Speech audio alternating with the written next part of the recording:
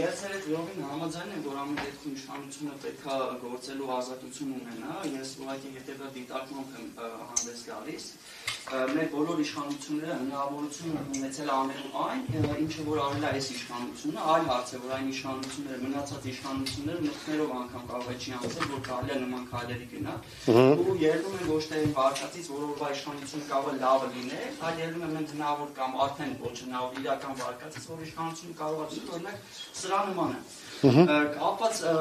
երաշխիքների հետ, օրինակ դու կարծիք երաշխիքը, որ պետք է լսել, թե ով ինչ է առաջարկում, լիովին։ Այդ մենակ մի երաշխիք ասեցի, հիմա մի հատ էլ երաշխիք ասեմ։ Լիովին համաձայն եմ, ու հարցը ես էլ ձեր նման դիտարկում հենց այդ կոնտեքստում, այսինքն պետք է իշխանության ձգտող քաղաքական ուժը նախ առաջարկի, թե ինչի համար է գալի, ոչ թե միայն ասի,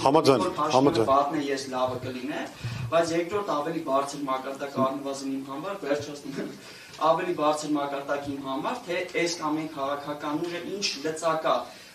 պատրաստ տալ ժողովրդին, վաղ իր դեմ պայքարելու, ու հենց դրա մեջ եմ գտնում այն հնարավոր կոպիտ ասած կայծը, հասկացա, ժողովուրդը սկսի վստահել այս կամ այն քաղաքական։ Հասկացա, դուք ուզում եք լուրջ հակակշիռներ, որոնք թույլ տան զսպել գործող իշխանության սխալները եւ տապալումները, ես հասկանում եմ, դա իհարկե կարևոր առաջնահերթություն է, ես կարծում եմ ուղղակի այդպիսի մեխանիզմները հեշտ չեն ստեղծվում։ Եթե օրինակի համար կան, եղել են այդպես մեխանիզմներ, հատկապես սովետական միության ժամանակներում, ետկանչման մեխանիզմի մասին լսել եք։ Սովետը իբր մտցրել էր մի հատ այնպես բան, էլի, պրակտիկա, որ ասում է մարդիկ իրավունք ունեն իրանց դեպուտատին հետ կանչեն։ Այսինքն, եթե ինքը իրան չի արդարացնում, գնում են քվեարկում են, բան են սկսում, մի հատ պրոցեդուրա են սկսում, նրան հեռացնում են։ Մի անգամ օգտվել են դրանից։ Չի եղել դες բան։ Որովհետև դե կարող է։ Էն էլ երևի վերևից բան ա եղել։ Այդ արդեն բանի Գորբաչովի ժամանակները երևի, հա։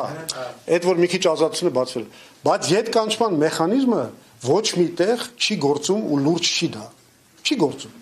Ես առաջարկում եմ ուրիշ հակակշիռ։ Հակակշիռը ոչ կոալիցիայի մեջ փնտրեք, ոչ էլ ետկանչման մեխանիզմի մեջ։ Հակակշիռը փնտրեք սահմանադրության մեջ։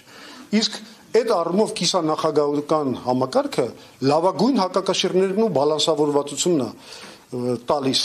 Որովհետև օրինակի համար կիսանախագահական համակարգում, որ 100-ից ավել պետություն հիմա այդ ֆրանսիական մոդելով 1959 թվի Դեգոլի մոդելով առաջնորդվում են, բավականին էֆեկտիվ մեխանիզմ, ոչ միայն, այլ նաև ինքը բաշխում է իշխանությունը, շատ կարևոր բան է նախագահի եւ վարչապետի միջև, վարչապետի կամ կառավարության միջև։ Անկամ եթե նույն կուսակցությունից են, դա էլ է կարևոր։ Եթե անգամ նույն քաղաքական թիմից են, այնուամենայնիվ կա ինչ որ տնտեսական հարցերի բան բնագավառ, որը կառավարությունն է զբաղվում եւ վարչապետը, ու կա միջազգային անվտանգության, չգիտեմ ինչ, բանակի ղեկավարման եւ հարցերը, որոնց զբաղվում է նախագահը։ Այսինքն արդեն ուզես թե չուզես կատարվում է ֆունկցիաների բաժանում, ու դա շատ կարևոր բան է, որովհետեւ արդեն մի մարդու կամ մի, ասենք ասեմ, խմբակի բանը այդ իշխանությունը ինքը բացառում է